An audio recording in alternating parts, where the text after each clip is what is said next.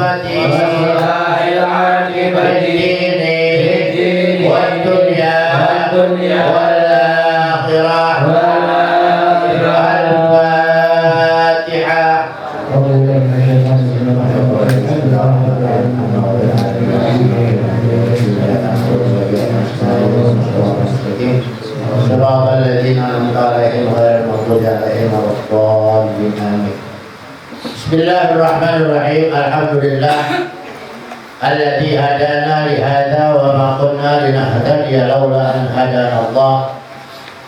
Wassalatu wassalamu ala asyrafil khalqillah miftahi babi rahmatillah al-qa'imi bi huquqillah wa awamirillah wa ala alihi wa sahbihi wa man tabi'a huda wa nasarahu wa wala wa la hawla wa la quwwata illa billah. Amma ba'du, subhanaka la ilma lana illa ma 'allamtana innaka antal alimul hakim. Rabbi shrah li sadri wa yassir li amri wa hlul 'uqdatam min lisani yafqahu qawli wa hdi qalbi wa saddid lisani bi haqqi sayyidina Muhammad. Allahumma inna nas'aluka al-futuh wal bulugh wal rusuh wa salahal jasad wal ruh wa taubatal nasuh. Hadirin hadirat rahimakumullah, alhamdulillah, lalu kita bersyukur kepada Allah Subhanahu wa Ta'ala atas segala nikmat karunia yang tidak bisa kita hitung jumlahnya. Begitu banyaknya, kita beranggapan bahwa apabila urusan kita beres, rezeki kita banyak, rumah tangga kita tenang, itu dikatakan kita dapat nikmat dari Allah. Ya, nikmat itu ada hissiyah, ada ma'nawiyah, ada yang langsung dirasa, ada yang tidak langsung dirasa. Kita dikasih sehat, masih bisa bernapas, mata kita masih bisa ngelihat, kuping kita masih bisa ngedengar, kaki kita masih bisa melangkah, tangan kita masih bisa menggenggam, apalagi kita bisa hadir di majelis ta'lim. Itu merupakan nikmat besar dari Allah Subhanahu wa Ta'ala, nikmat yang banyak dilupakan oleh manusia. Makanya perlunya kita ngaji, biar kita tahu. Ya, kita kembali kepada kajian kita tentang kitab Tijan Darori, masalah babul wujud. fayajibu fi haqqihi ta'ala al-wujud. Sifat uluhiyah yang paling utama adalah al-wujud. Anak-anak udah pada hafal banget tuh. Wujud idam baqa mukhalafatul lil hawadithi iyamuhu binafsihi wadaniyat qudrat iradat hayat sama basar kalam qadirun muridun alimun hayyun sami'un basirun mutakallimun. Udah pada apa tuh bocah-bocah? Ya. Kalah ibu-ibu, bapak-bapak kalah, anak-anak. Ya. Anak-anak pada hafal, gampang, cepat hafalnya. Walaupun belum paham, yang penting hafal dulu. Jadi sifat yang paling utama dan pertama daripada sifat uluhiyah, ada uluhiyah, ada rububiyah. Uluhiyah itu wujud. Ya. Apanya yang wujud? Az-zati. Wujud zatnya. Setiap ada nama pasti ada zat. Setiap ada sifat pasti ada zat. Tapi adanya Allah tidak dimulai dari tiada. Kalau keberadaan selain Allah dari tidak ada menjadi ada, kemudian kembali tidak ada. Tapi kalau Allah wujudnya, keberadaannya selalu ada. Keberadaannya tidak pernah berubah. Dalam kondisi apapun Allah tidak pernah berubah. Sifatnya juga nggak pernah berubah. Kalau manusia sifatnya berubah-ubah. Makanya nggak usah heran kalau sekarang ada orang senyum sama kita, besok cemberut, biasa. Ya, itu namanya sifat alam. Kemarin banyak banget sama kita supaya malaikat, sekarang judesnya sejudes setan. Ya kan? Nah itulah dikatakan sifat alam. Ya, kemarin lemah lembut, sekarang kok jadi galak. Itu sifat alam, jadi nggak usah heran. Kalau kita ngaji tauhid nggak usah heran. Itu sifat alam, pasti berubah. Ibadah kita aja berubah-ubah.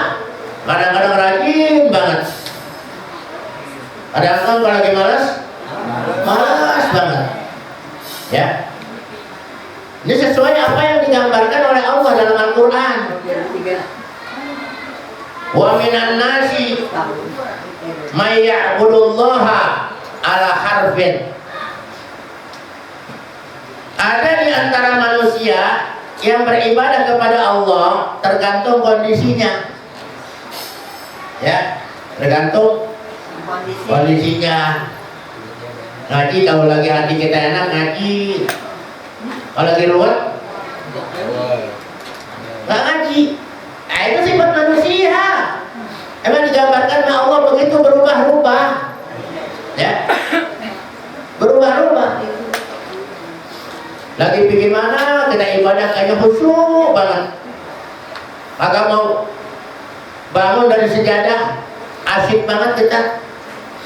Sujudnya asyik, berdirinya asyik, wiridnya asyik. Entah lagi bagaimana juga, lagi sebel pikiran kita. Boro-boro kita mau lama-lama di sejadah. Begitu salam, Allahumma lantas jalan. Ya, kita lupa baca istighfar, kita lupa baca tasbih, baca tahmid, baca takbir. Kenapa? Pikiran kita lagi ruwet. Ini Allah gambarkan dalam Al-Quran surat Al-Hajj ayat 11. Wa minan nasi may ya'budullaha ala harfin. Di antara manusia ada yang menyembah Allah, beribadah kepada Allah ala harfin, berubah-ubah. Ya. Bagaimana angin bertiup? Bagaimana kondisinya? Lagi mood atau lagi bad mood? Ya. Ngaji yuk. Maaf, lagi nggak mood kayaknya mau ngaji. Ya, ngaji nggak mood. Kalau kagak mood ngaji jadi hati tenang. Udah kagak mood di rumah aja. Di rumah aja ada banyak masalah, ya tambah ruwet. Ya, tambah ruwet. Nggak ada ketenangan hati kita. Fa'in asabahu khairun, kalau rezekinya lagi banyak, kondisinya lagi enak. Ya. Rezekinya lagi lancar. Di rumah lagi tenang, nggak ada keributan. Ya, in asabahu khairun, kalau dapat kebaikan, rezekinya lagi lancar, kondisi lagi enak, pikirannya lagi tenang, itma'an nabi, nyaman rasanya beragama, beribadah sama Allah rasanya nyaman banget. Ya, beribadah sama Allah rasanya nyaman banget. Ya, habis sholat wajib, sunat lagi, apalagi sunat lagi, sampai kebingungan nih sunat apa lagi. Ya, saking udah bingung mau sholat apa lagi, bingung dia. Tanya-tanya ke guru, sholat apa yang kagak ada namanya sunat? Ya udah baca sunat mutlak. Ya, sunat mutlak kapan waktu aja nggak ada namanya dia, pokoknya sunat mutlak. Sunat apa? Sunat mutlak. Apa sunat mutlak? Sholat apa aja? Ya, pokoknya sunat. Saking asyiknya itu, ya, saking asyiknya. Wa in asabathu fitnatun, kalau dapat ujian dari tetangga, ujian dari laki, ujian dari bini, ujian dari anak, ujian dari mantu, ujian dari mertua, ujian dari orang tua, ya, ujian dari teman. Ada yang bikin ribet pikiran kita. In qalaba ala wajhi, muter balik, balik kanan. Ngaji yuk, enggak. Gue sebel kalau ngaji. Kenapa? Tuntung melulu. Gue sebel kalau ngaji, orangnya pada cemberut melulu. Gue sebel kalau ngaji, ada aja. Ya, beribu-ribu alasan dicari-cari. In qalaba ala wajhi, muter balik, ya, muter balik. Jadi nggak usah heran. Itulah gambaran manusia. Kita manusia bukan? Kalau kita manusia sama tuh kayak gitu. Jadi kalau ada tersinggung, ya, justru kalau kita tersinggung tuh ada penyakit yang lagi diobatin, sakit rasanya. Kaki kita luka, orang nyebarin garam, kita injak garam, perih rasanya. Padahal orang kagak niat nyakitin kita, ya, tapi kaki kita lagi luka, kena garam, tambah perih. Khasirat dunya wal akhirah. Orang begini yang nggak ada kemantepan di dalam beribadah kepada Allah, khasirat dunya wal akhirah. Rugi dunianya, rugi akhiratnya. Coba kalau kita kumpul didoain, yang sakit didoain, ya, yang rezeki sempit didoain. Kalau doa kita kagak mempan, perbanyaklah berdoa untuk orang lain. Perbanyak. Kita doain banyak orang. Jangan doain diri kita, doain orang. Sebab ketika kita mendoakan orang, kata malaikat, walaka, buat kamu juga. Kan enak itu. Orang dapat, kita dapat. Kalau doa buat kita sendiri kagak mempan, doain banyak orang. Makanya saya selalu melazimkan kalau habis sholat saya baca tuh dalam berdoa sholawatnya. Allahumma sholli ala sayyidina Muhammadin sholatan tabla'u khazainallahi nura wa takunu lana wa lil mu'minina farajan wa farhan wa surura wa ala alihi wa sahbihi wa sallim tasliman katsira. Saya nggak pernah lepas itu. Ya, sholat 5 waktu selalu saya baca Allahumma sholli ala Sayyidina Muhammad. Ya Allah, limpahkanlah, curahkanlah atas Nabi Muhammad salam, ya, kehormatan, sholatan tamla'u khazainallahi nura, yaitu sholawat rahmat yang memenuhi gudangnya Allah yang penuh dengan cahaya. Kok nggak gudang duit? Kenapa gudang cahaya? Kalau di dalam diri kita udah punya cahaya, sekecil apapun cahaya, ada di bawah tumpukan batu, kita cari. Itu ada cahaya apa itu? Ya, itu ada cahaya apa itu? Dicari. Sekecil apapun ada cahaya dicari. Dagang, biar kita dagangnya di hutan, biar kita dagangnya di ujung gang, masuk ke dalam gang sempit, tapi ada sinarnya, ada cahayanya, orang cari. Kaliber TV, kita punya antena parabola, biar tinggalnya di dalam gang. Kalau antenanya parabola, suaranya dan gambarnya bagus nggak? Bagus. Bagus. Kenapa? Parabola. Bagus. Menunjukkan ada sinarnya, ada strumnya.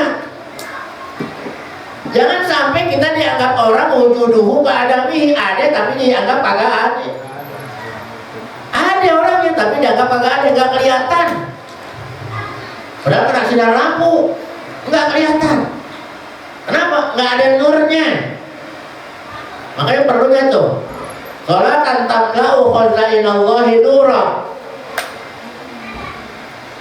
sholawat yang dipenuhi dengan nurnya Allah. Batu cincin ada setelnya, wah orang lihat, jadi mulu orang lihatnya, ya. Berlian makanya mahal, kelap-keletnya itu, ya, kelap-kelet, itu makanya mahal tuh begitu, ya. Saking orang nggak punya berlian, beling dibikin yang penting mengkelelet, ya. Yang penting ada sinarnya. Sholatan tamla'u khazainallahi nura wa takunu lana, dan rahmat itu jadi untuk kami, walil mukminina, dan juga untuk orang-orang mukmin. Orang mukmin berapa banyak? Miliaran orang mukmin sedunia. Wa takunu lana walil mukminina farajan, menjadi solusi, wa marohan penggembira, wa surura bahagia. Di hatinya, hati kita, hati orang mukmin seluruh dunia semua pada gembira. Farajan wa marohan wa surura, wa ala alihi wa sahbihi wa salim tasliman katsira. Ya, baca itu minimal 1 kali, habis itu jadikan wirid. Insya Allah hidup kita bahagia terus, happy terus, ya. Hidup kita happy terus. Biar nggak punya duit, yang penting ATM ada isinya. Duit nggak megang, tapi ATM ada isinya tuh. Makan nggak usah macam-macam. Yang penting nasinya beras Cianjur, anget-anget, nah diaurin sama bawang goreng, bawahnya empal.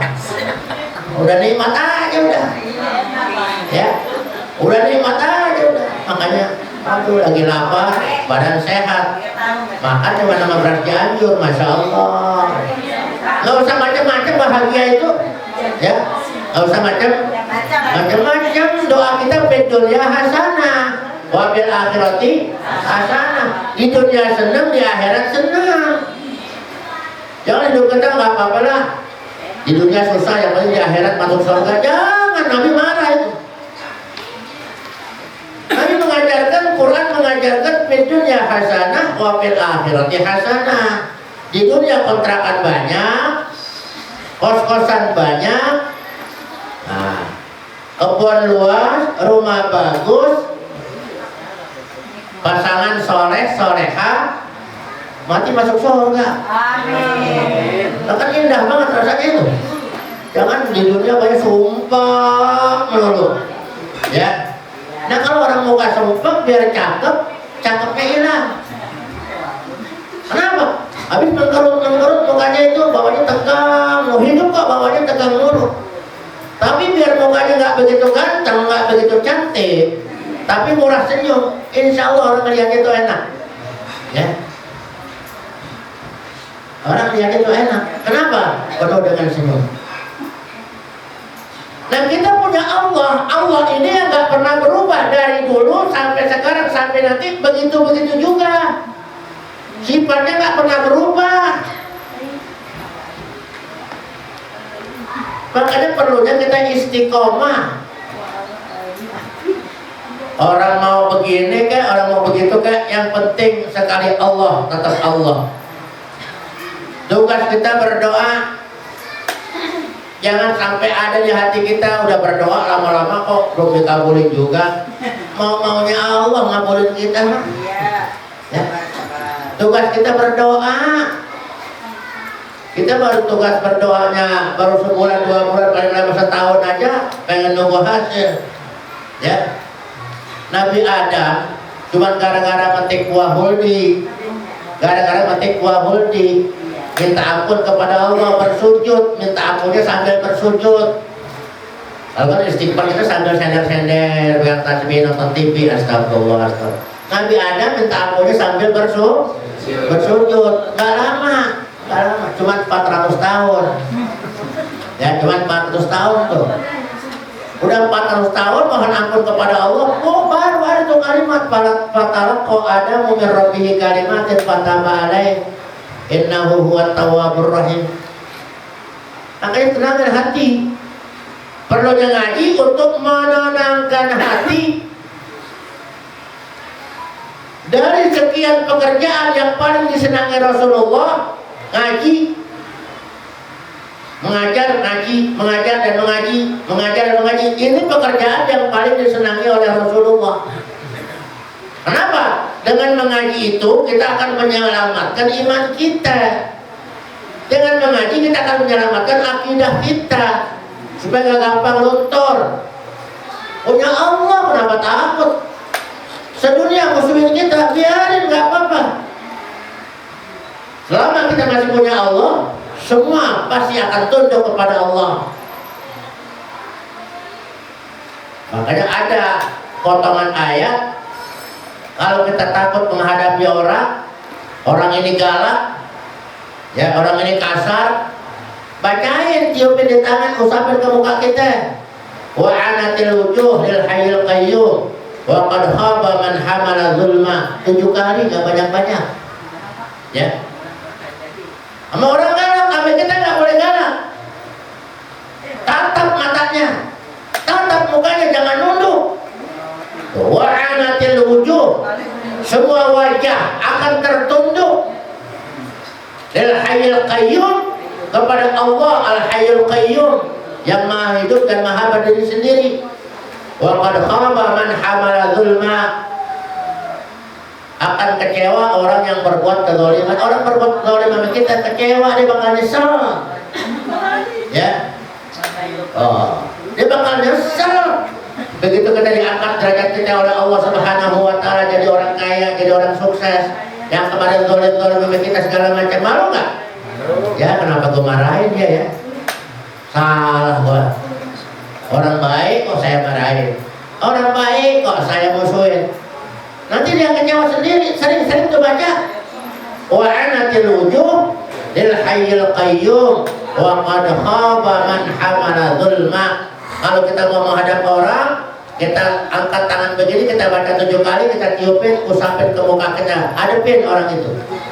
Ya, 7 kali cuman, pendek bacanya. Wa anatil wujuh lil hayyil qayyum wa qad khaba man hamala zulma. Ini siapa saja yang kita mau hadapin, insya Allah ya. Mau jenderal kayak bapaknya jenderal kayak engkau jenderal kayak tetangganya jenderal, pokoknya kita nggak usah takut selama kita masih punya Allah Subhanahu wa Ta'ala. Dan banyak solusi doa-doa yang bisa kita baca untuk menundukkan orang. Cuman kita yakin apa kagak? Jangan baru baca sekali, oh dia masih galak sama saya. Baru sekali baca ya, sekali baca juga oleh butuh doa. Oleh kagak butuh kagak jadikan wirid, jadikan wirid.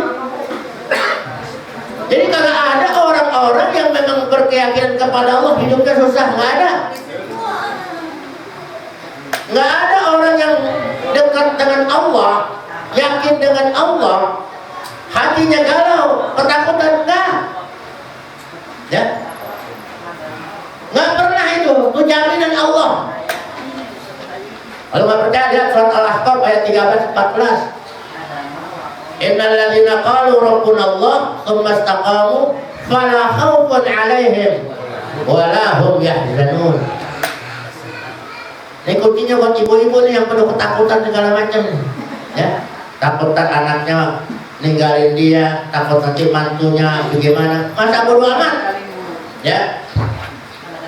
Allah katakan dalam surat Al-Ahqaf ayat 13-14, innal ladzina qalu rabbuna Allah, sesungguhnya orang-orang yang berkata Tuhan kami Allah ya. Baca Allah, Allah, Allah. Berapa kali saya ajarin, cuma dibaca apa kata wallahu a'lam ya. Udah berulang kali tuh baca Allah, Allah. Tapi di sini haknya Allah, Allah, Allah, Allah, Allah, Allah. Sekuat nafas kita ya.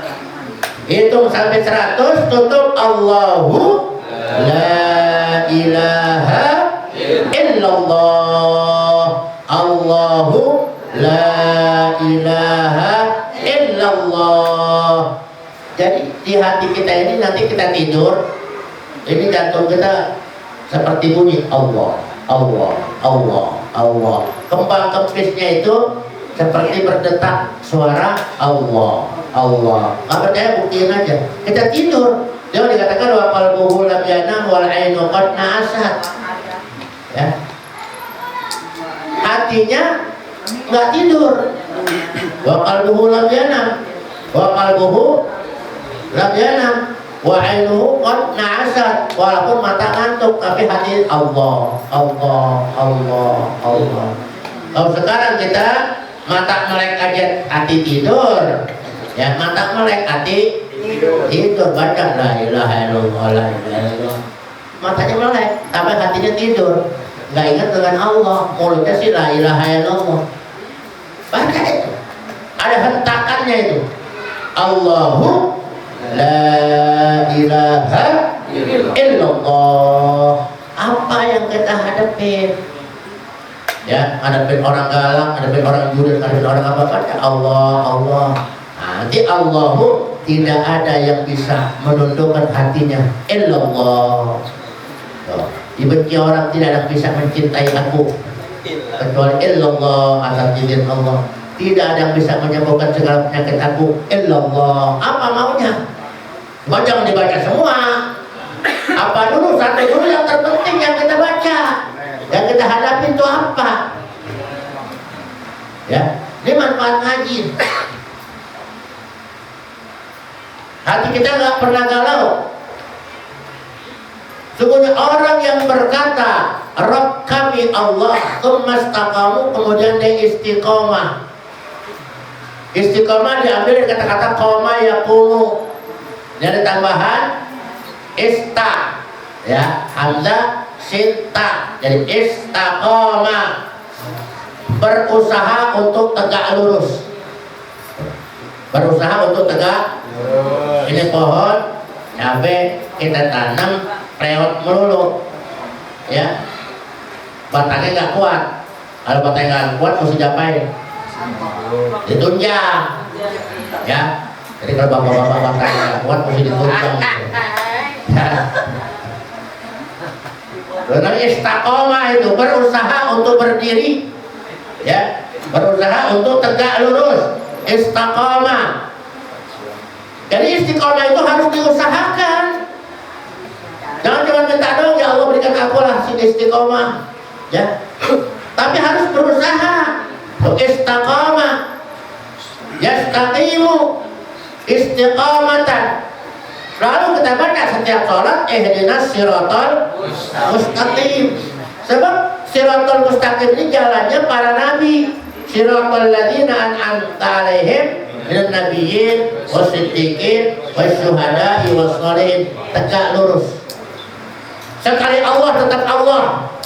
Mau hujan mau panas, mau punya duit nggak punya duit, ngaji tetap ngaji. Sekali Allah tetap Allah, nggak bakal berubah. Ya. Hatinya nggak bakal berubah tuh, istiqamah. Istaqamu. Allah jamin fala khaufun 'alaihim wala hum yahzanun. Orang yang berkata Tuhan kami Allah, dia wirid Allah, Allah, Allah, Allah. Setiap saat dia ingat Allah, Allah selalu menjadi sandaran dalam hidupnya. Allah selalu menjadi andalan dalam hidupnya, dan setiap aktivitasnya Allah semua. Allah, Allah, Allah. Fala khaufun 'alaihim wala hum yahzanun. Orang yang seperti ini fala khaufun 'alaihim, enggak pernah takut, enggak pernah khawatir. Ya. Enggak pernah takut, enggak pernah khawatir. Masa bodoh orang mau benci atau nggak benci, tetap Allah, nanti Allah yang tunjukkan hatinya, Allah yang lunakkan hatinya tuh. Wala khaufun 'alaihim, nggak bakal takut orang seperti ini. Wala hum yahzanun, hidupnya nggak bakal sedih. Ya, kalau kita kan sedih mulu bawahnya. Mau kondangan, nggak punya duit, undangan banyak banget, sedih rasanya. Ya. Kebetulan hujan, alhamdulillah ada alasan. Alhamdulillah ada alasan. Oh, kan gitu. Jadi alhamdulillahnya hujan karena ada alasan. Aduh, mana nggak datang, maaf ya karena hujan. Oh, kan ada alasan, jadi kan alasan. Jadi orang yang berkata Allah pilih istiqomah nggak bakal takut. Ya. Jadi saya bawakan satu cerita. Ya. Ini cerita yang dialami oleh muridnya Syekh Malik bin Dinar. Siapa itu Malik bin Dinar? Malik bin Dinar anak-anak seorang budak sebetulnya. Ya, anak seorang budak. Tapi akhirnya beliau belajar dengan Imam Hasan Al-Basri. Ya. Sehingga menjadi seorang kaligrafi dan ahli hadis. Tuh, Malik bin Dinar. Sampai gelarnya Malik bin Dinar karena pernah dicelupin tangannya, ya, atau waktu dia diceburin ke laut, itu yang nolong ikan-ikan. Nah, akhirnya mesti bayar tiketnya. Akhirnya ikan itu nonjolin mulutnya, kasih duit. Tuh, makanya dikatakan Malik bin Dinar. Malik anaknya Dinar. Nah, siapa? Karena dia numpang kapal, agak punya tiket, diceburin. Ya, dia bingung. Karena tawakalnya kuat kepada Allah, air itu ikan nonjolin dari mulutnya, kasih dinar. Makanya Malik bin Dinar. Ya, kita bisa begitu, bisa orang Tuhannya dia juga, asal yakin. Ya, asal yakin. Ini kejadian, kisah ini sekitar tahun 100 Hijriah. Ya, bagaimana kisahnya? Coba kita perhatikan masing-masing supaya jadikan satu barometer bagi kita. Bisa nggak ya saya seperti itu? Ya. Diriwayatkan di masa Malik bin Dinar ada dua orang Majusi. Orang Majusi ini berarti penyembah api. Ya. Penyembah bintang namanya kaum pagan. Penyembah api namanya Majusi. Ya. Ini kakak beradik. Sang adik berkata, wahai kakanda, engkau telah menyembah api selama 73 tahun. Ya, berarti umurnya lebih dari 73 tahun. Engkau menyembah api sudah 73 tahun. Dan aku telah menyembahnya selama 35 tahun. Kita menyembah Allah baru berapa tahun? Ya. Bagaimana seandainya hari ini kita lihat apakah api masih membakar tubuh kita sebagaimana ia membakar orang-orang yang tidak mau menyembahnya? Satu barometer. Kita udah menyembah api 73 tahun.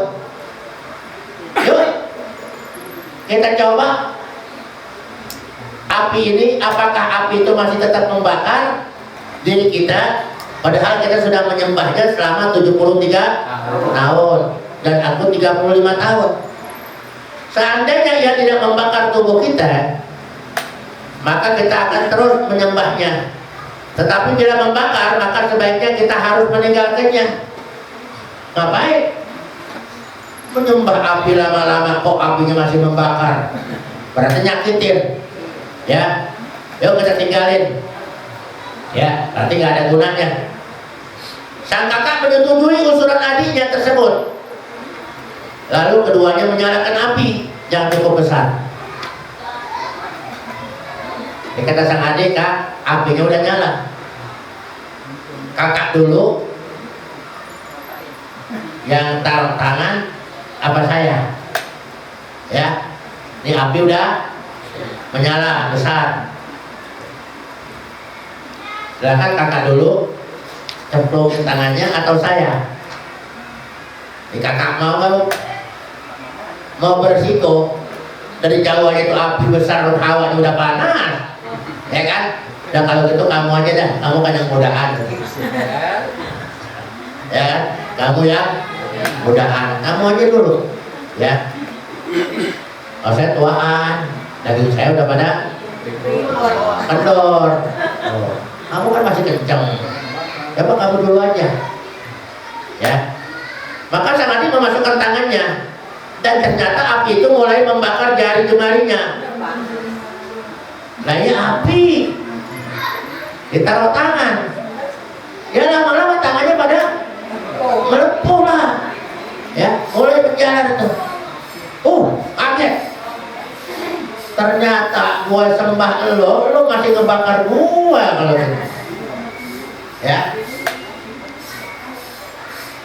Nggak ada sifat kasih sayangnya. Udah nyembah lama-lama kali jadi adem gitu. Atau ditaruh api, jangan keluar duit. Ada. Tetap api itu membakar jari jemari adiknya sampai luka semuanya. Maka sang adik berkata, wahai kakanda, kita harus segera meninggalkan api ini.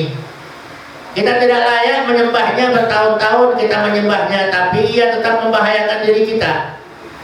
Kita harus mencari sesuatu untuk kita sembah, yang seandainya kita berbuat maksiat kepadanya selama 500 tahun, maka dia akan tetap mengampuni kita. Dengan hanya kita berbuat sedikit taat kepadanya, beribadah kepadanya, dan meminta ampun sesaat, dan perbuatan maksiat tersebut, maka dosa kita telah diampuni olehnya. Ya, ada sang kakak setuju. Dah, ayo kita cari dah orang. Kemana kira-kira? Kita mesti mencari orang yang bisa mengislamkan diri kita. Berbeda agama dari Majusi menjadi pemeluk agama Islam.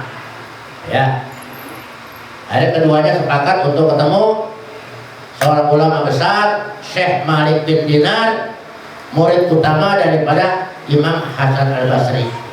Ya. Nah, setelah menempuh perjalanan panjang, keduanya akhirnya bertemu dengan Malik bin Dinar, yang saat itu Malik bin Dinar sedang mengajar.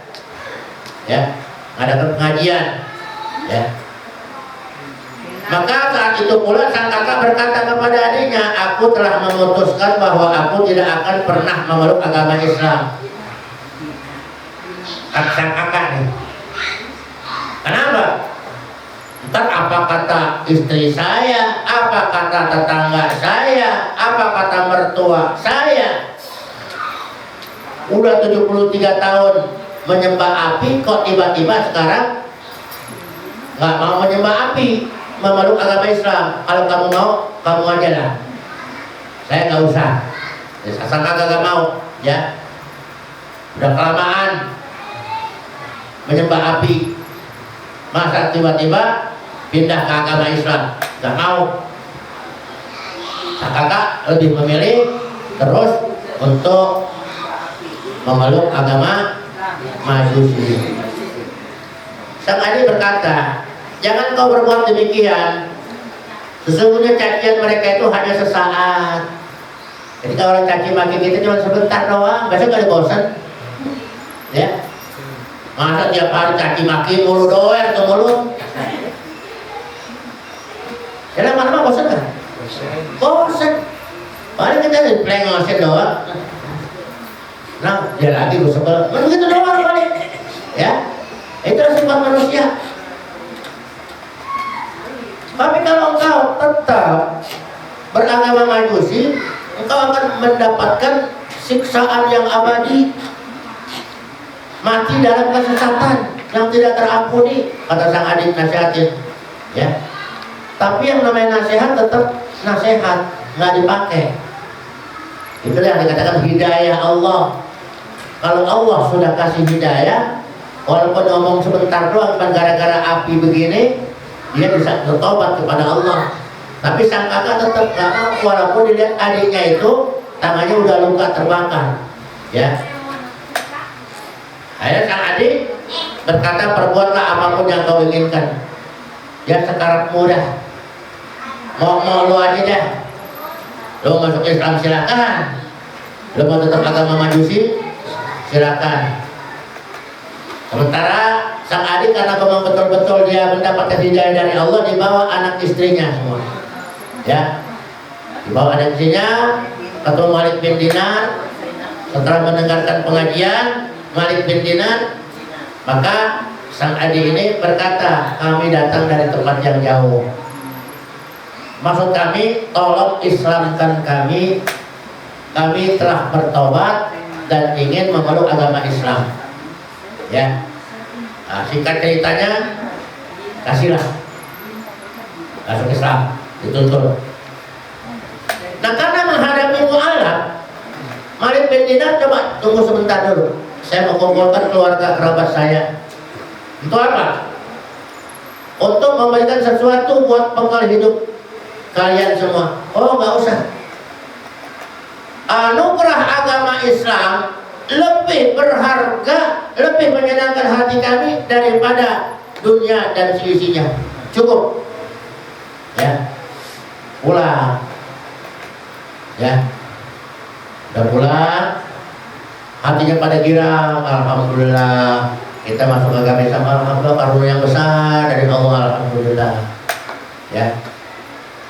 Rupanya kondisi sang adik ini memang sangat memprihatinkan. Bukan orang kaya, orang sederhana yang memang nggak punya pekerjaan tetap.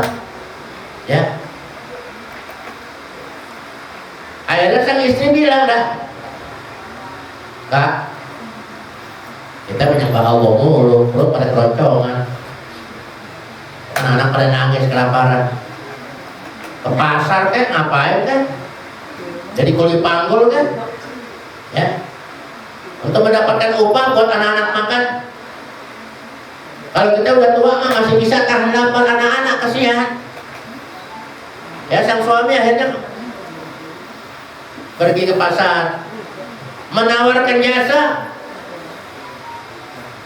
Siapa yang mau memperkerjakan saya, jadi apa saja, yang penting saya bisa membeli makanan buat keluarga saya. Tapi nggak ada yang mau nerima.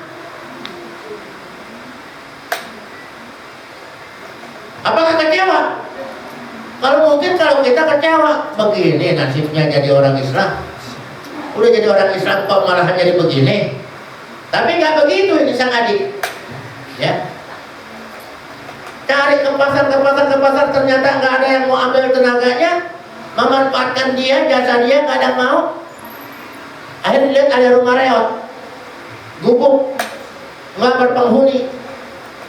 Ya, dia masuk, dirapiin pelan-pelan, kemudian dia masuk ke tempat itu, tempat yang gelap, untuk ala kadarnya, dia beribadah kepada Allah.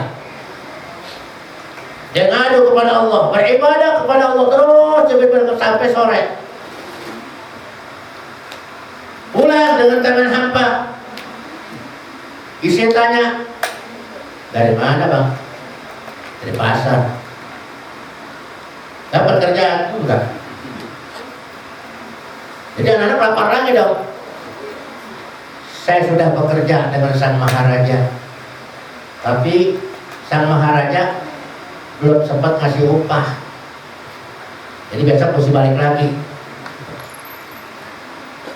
Apa maksudnya beribadah atau bekerja dengan sang maharaja? Dia beribadah kepada Allah. Allah itu kan sang maharaja. Saya sudah ngadu kepada sang maharaja. Aku sudah bekerja kepada sang maharaja, tapi sang maharaja belum ngasih upah sama saya, masih menguji kesabaran saya.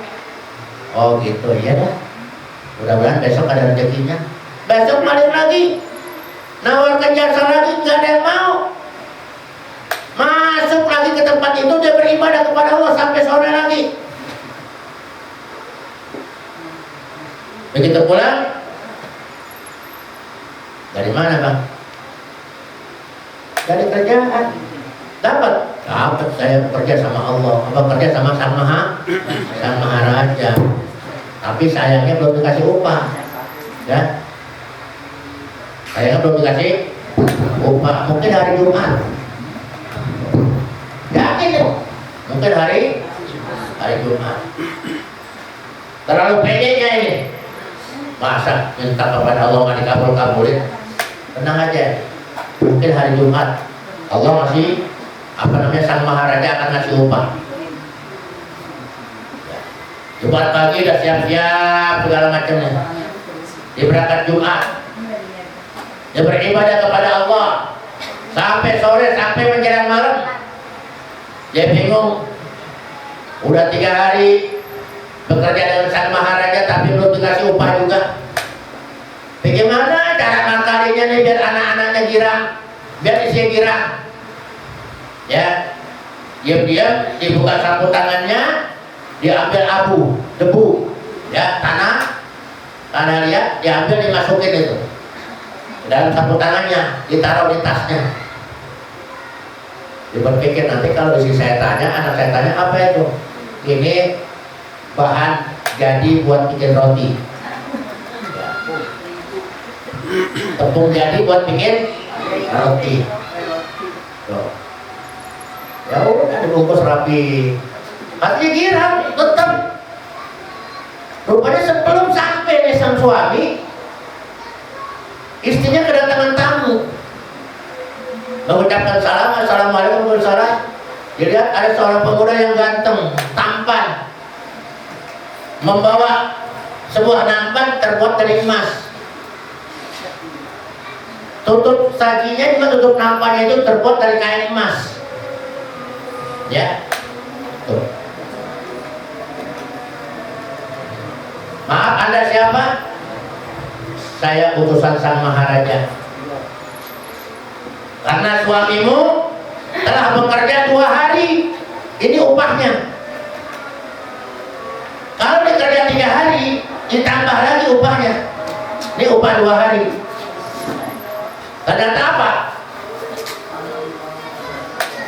Tolong kasih tahu suamimu, ini upah 2 hari dari sang maharaja. Kalau 3 hari lebih lagi. Ya. Nah, pas diangkat ternyata apa? Ternyata dinar. Nggak tanggung-tanggung, ada 1000 keping dinar. Ya, 1000 keping dinar. Kerja 2 hari dapat 1000 keping dinar. Istrinya kaget. Ini bagaimana cara nukerinnya? Ya kayak ibu-ibu kita nggak pernah pegang dolar, dikasih dolar, bingung nih duit laku apa kagak. Ya kan? Cara nukernya bagaimana? Kan nggak tahu. Dibawalah satu batang lidah ini, ya, selembar lidah dibawa ke pengrajin emas. Ternyata pengrajin emas ini orang Nasrani. Orang Nasrani begitu lihat ini duit apa, begitu pas lihat kadarnya enggak seperti biasa, kadar emasnya itu enggak seperti biasa cuma 22 karat, 24 karat, ini kok 36 karat. Ini gimana ya? Akhirnya ditanya bagaimana sejarahnya diceritakan tuh, saya masuk Islam gini segala macam diceritakan dah. Tapi suami saya menawarkan jasanya menjadi buruh untuk dapat upah, ternyata nggak dapat upah. Akhirnya kerja dengan sang maharaja. Ini upahnya ada banyak, kalau nggak salah ada 1000. Ini saya tukarkan 1000 dirham, ya. Kalau kurang lagi ambil lagi, ya. Aku masih mau ngasih lebih, dan aku menyatakan bahwa mulai hari ini aku akan menjadi orang yang akan bekerja dengan sang maharaja, dan aku menyatakan akan memeluk agama Islam. Ya, ini suaminya nggak tahu ini. Istrinya belanja lah, semuanya belanja, makanan segala macam belanja. Wah iya, 1000 dirham. Ya, pegang duit banyak, atau pegang duit jutaan. Tahu nggak? Ibu-ibu lah, biar agak sakit kalau dikasih duit segepok, kalau dikasih sehat, ibu ya. Sehat, biar lagi pusing-pusing ini kata abang kasih duit segepok. Sehat. Ini kira sang istri nih, buat makan anak segala macam. Sementara sang suami lagi kebingungan pulang. Apa alasannya nanti kalau anaknya kelaparan nanya? Tetap dia bertekad bahwa ini adalah tepung jadi buat bikin roti. Ya, begitu pulang, ini tasnya ditaruh di balik pintu. Pas dilihat kalau macam, oh di atas meja ada tutup saji. Pas dibuka kok banyak makanan, ditanya, ini makanan dari mana? Diceritakan dengan istrinya. Abang dari mana? Sholat Jumat. Ya, kita kerja bersama maharaja. Terus bawa apa? Badan nggak usah nanya-nanya deh. Ya, takut betul-betul jadi tepung, apa namanya? Tanah ya tanah beneran. Ada tadi abang saya lihat tuh ngumpetin sesuatu itu di balik pintu. Nggak usah dibuka. Ya. Karena isinya penasaran, dibuka juga. Ternyata itu tanah sudah berubah menjadi tepung jadi buat bikin roti. Subhanallah. Apakah kita bisa begitu? Bisa. Allahnya sama dia juga. Dan Allah nggak pernah berubah. Oh itu kan zaman dulu, zaman sekarang mana bisa begitu? Ya kapan juga bisa. Emang kita, oh dulu bosnya itu baik hati, sekarang ganti bos. Allah mah nggak pernah ganti-ganti, itu juga. Cuman yakin apa enggak, gitu doang masalahnya, yakin apa enggak. Nah, kita kan masih berprinsip, ya kalau kagak kerja mana dapat duit. Nah kan kerjanya sama sang maharaja. Kerja sama-sama raja, yang kekayaannya nggak pernah habis. Cuman yakin apa enggak? Saya udah ngerasain 20 tahun. Ya, ngerasain 20 tahun. Ngapain? Kolu. Ya bu, kerjaannya tiap hari kok. Kolu, udah paham kan kolu? Oh, udah ngerokok mulu. Sekarang mah 20 tahun, 2002, sampai sekarang 2022. Habis mau kerja kagak ada nerima, mau ngojek ya nggak bisa bawa motor, ya mau dikredit mobilnya mobil jadul, ya udah di rumahnya kalau alhamdulillah. Tuh cuman di sini yakin apa enggak? Nah kalau kita istiqomah wala khaufun alaihim wala hum yahzanun, ditambah lagi ulaika lahumul jannah, buat mereka itu adalah surga khalidina fiha, kekal abadi di dalamnya, jazaa'an bima kanu ya'malun, balasan buat mereka yang beramal soleh dengan penuh istiqomah yakin kepada Allah Subhanahu wa Ta'ala. Jadi jangan diukur dengan kemampuan kita, ukurlah dengan kemampuan Allah. Jadi kalau saya berdoa begitu, jangan kau lihat dosa saya yang banyak ya Allah, jangan kau lihat kebodohan saya ya Allah, tapi lihatlah tentang kemahabesaran-Mu. Maka alhamdulillah, ya alhamdulillah, syukur kepada Allah Subhanahu wa Ta'ala. Ini namanya membagi ilmu, cuma yakin atau tidak, ya. Jadi kalau kita tugasnya berdoa aja, jangan pakai bilang kok belum dikasih juga. Maunya Allah kasih kapan? Kadang-kadang kita bangun tidur udah dikasih kok, ya.